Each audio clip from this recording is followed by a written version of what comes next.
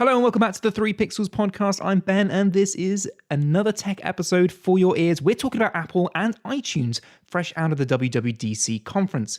Now, if you've been reading the headlines, you're probably wondering, what the heck is happening to iTunes? Am I going to lose it? Am I going to lose all my backups? I'm going to lose all my music? Hold fire. Everything's going to be totally fine. Don't worry about it. So if you have no intention to listen to the rest of the episode, please leave away now, knowing that everything's going to be okay. But if you'd like to listen to more, then I'd love to have you along for the journey after the intro, which is coming now.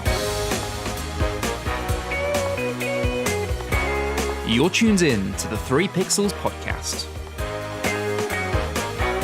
This episode is produced by Ben Ridley.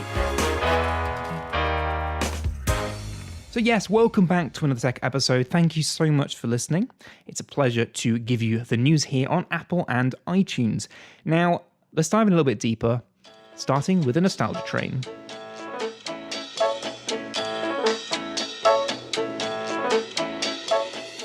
It's been a hell of a long run for iTunes, the jukebox software that revolutionized the music industry after its launch back in 2001. But now, in the year 2019, it's finally been put out of its misery, and ours. So this news originated from WWDC, Apple's worldwide developer conference that they do every year, announcing new software updates and sometimes product launches. While talking about the latest update to macOS 10.15 Catalina, the primary functions of iTunes will be spun into 3 separate apps. One for music, one for TV, and one for podcasts. This brings an end to the program's 2 decades of dominance within the Apple software and hardware ecosystem.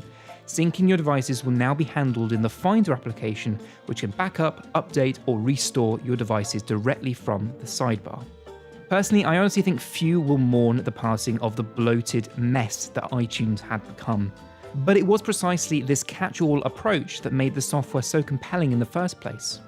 iTunes was the interface to Apple's digital hub strategy, which Steve Jobs unveiled back in 2001. It envisioned the Mac as the hub that sat at the center of everyone's digital lives, linking together digital cameras, music players, and handheld organizers. This became the driving philosophy behind iTunes, a piece of software that could contain all your entertainment. iTunes got video support back in 2005, podcasts in later 2005, and books in January 2010. Alongside its support for managing iPod music players, iTunes also became Apple's companion software for iPhone.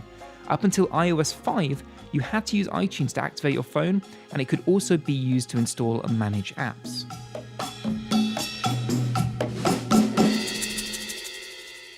As technology moves on, this approach morphed iTunes from a sleek jukebox and iPod companion into an overladen piece of software that cried out to be updated seemingly every time you tried to open it. Apple even admitted as much on stage during its WWDC keynote, joking that it considered adding calendar, web browsing, and email functionality to an application before it decided to replace it entirely. Now, I know what you're saying, enough about the history, it's all right getting all nostalgic about iTunes, and I could get nostalgic for a long time, so you probably want to hold me back on this one. What does this mean for you guys listening right now who are worried that you're going to lose all your iTunes content? It's all going to be okay, trust me. In terms of content, the easiest way to follow the changes is to think of 4 different types of content that are available to purchase from iTunes. Whether it's music, movies, TV shows, podcasts, audiobooks, they each will be moved into a separate app. So you'll have Apple Music, Apple TV, podcasts, and Apple Books. Everything you've purchased, rented, or imported into iTunes will be available in these apps. Furthermore, your iTunes gift cards and credits won't disappear either. You'll still be able to use them within the new apps, as well as the App Store. And you'll be able to buy music on the Mac, iOS, PC, Apple TV through the iTunes Store. Nothing changes there. For other types of content, you'll have to use the individual apps. You'll buy movies and TV shows through Apple TV and books through Apple Books. Finally, and I know this is the important one, what happens in terms of syncing your device? Because I know some people who still sync their device on a computer. Well, restoring and backing up your mobile devices, whether that's iPhone, iPad, or iPod, for you guys that still have that out there, that will all move to Finder, the file management app that is available on every Mac. So yeah, okay, it's all happy, all rainbows if you have a Mac. Does that mean that PC users are going to be struck out of the Apple ecosystem? Well, of course not.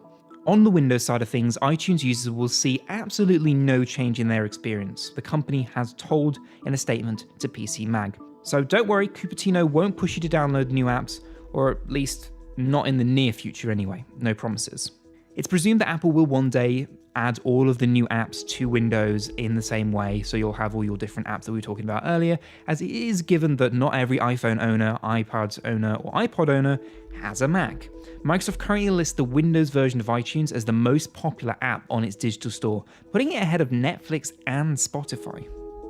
So although the full demise of iTunes may be imminent, Apple still wants the platform to stick around as a digital store for people who like to own their music. They recognize that not everyone enjoys streaming, and some people just want to have an enormous catalog of music that they physically own. And that's fine, and Apple completely supports that.